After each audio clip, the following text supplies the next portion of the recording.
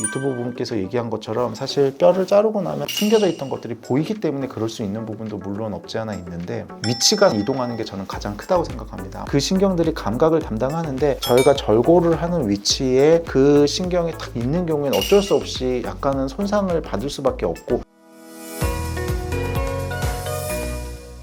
안녕하세요. AB성형외과 조동필 원장입니다. 오늘은 유튜브에 안면윤곽 수술 부작용에 관한 영상이 있다고 하길래 한번 같이 보면서 리뷰를 한번 해보도록 하겠습니다. 안면윤곽 수술을 받고 처음 6개월, 2021년 12월까지는 얼굴형 라인이 바뀌었다는 거에는 굉장히 만족을 했지만 잠붓기랑 큰 붓기가 막 섞여 있어가지고 붓기 때문인지 이게 살 때문인지 구별이 안 가는 거예요. 솔직히 그때는 성형수술 후 제 얼굴형에 만족을 그다지 못했습니다. 제가 봤을 때는 잠붓기도 물론 있을 수 있고, 아니면 수술이 조금 더 광대나 이런 것들이 좀 과도하게 돼서 이런 현상이 나타나는 것일 수도 있다고 생각이 듭니다. 사실 큰 붓기는 한두 달이면은, 늦어도 두 달이면 거의 다 빠지는 것 같고요. 그 다음에 이제 잠붓기 같은 경우는 사람마다 편차가 너무 많은데, 그 잠붓기가 사실은 뭐 살집이 얼굴이 되게 없는 경우에는 그 잠붓기가 너무나도 좋게 반영이 되는 분들도 있고, 또 살집이 좀 있거나 얼굴에 살이 많은 경우에 잠붓기가 너무 싫은 경우도 있는데, 길면은 1년까지도 잠붓기는 가는 경우가 있습니다. 제가 쓰는 방법 중에 하나인데, 풍선 불기 이런 것도 굉장히 좋은 방법 중에 하나입니다. 오히려 말을 많이 하고 풍선을 많이 불고, 또 성격이 되게 예민하시고 조심성이 많으신 분들은 오히려 수술하고 나서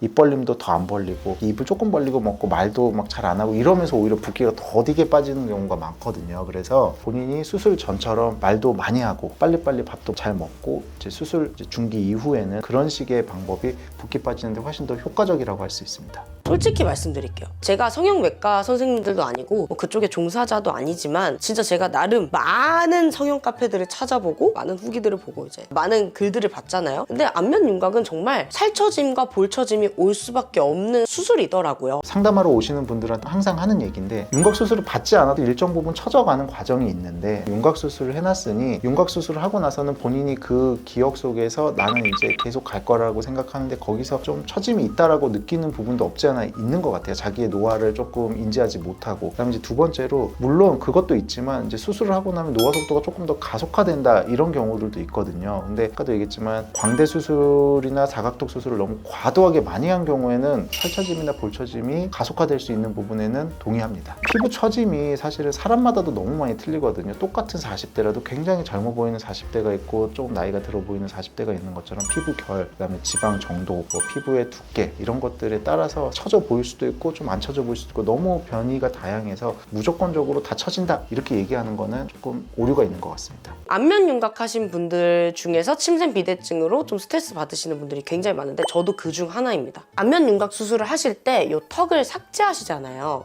그러면 턱에 가려져 있던 침샘이 나와서 비대해 보일 수도 있는 거고, 실제로 침샘이 이렇게 나와가지고 원래 있던 위치에서 좀 이동을 할 수도 있대요. 유튜브 분께서 얘기한 것처럼 사실 뼈를 자르고 나면 숨겨져 있던 것들이 보이기 때문에 그럴 수 있는 부분도 물론 없지 않아 있는데, 위치가 이동하는 게 저는 가장 크다고 생각합니다. 아무래도 과도하게 절제되면 안쪽에 있던 것들이 밑으로 더 내려갈 수밖에 없고, 그러다 보니까 더 눈에 띄는 경우가 많고, 그렇기 때문에 사실 과도한 절제가 제일 좋지 않고, 또한 이제 저는 이 안쪽에서 침샘의 비대나 침샘이 떨어져 보이는 걸 예방하기 위해서 수술 방법 중에 안쪽 뼈, 그 다음에 바깥쪽 뼈, 그 다음에 가운데 뼈가 있는데, 가능하면 안쪽 뼈는 보존해가면서 안쪽 뼈에 침샘이 붙어 있는 걸 좀 유지를 시키다 보면 아무래도 침샘 떨어지는 것을 훨씬 더 예방할 수 있습니다. 그래서 절제를, 사실 바깥쪽 뼈가 영향을 더 많이 미치기 때문에 안쪽 뼈를 가능하면 보존해 가면서 수술을 하면은 아무래도 침샘의 떨어짐을 조금 더 예방할 수 있고, 수술하고 나서 오히려 그런 경우가 생겼을 경우에는 보톡스를 통해서 줄이는 게 유일한 방법이지 않을까 생각합니다.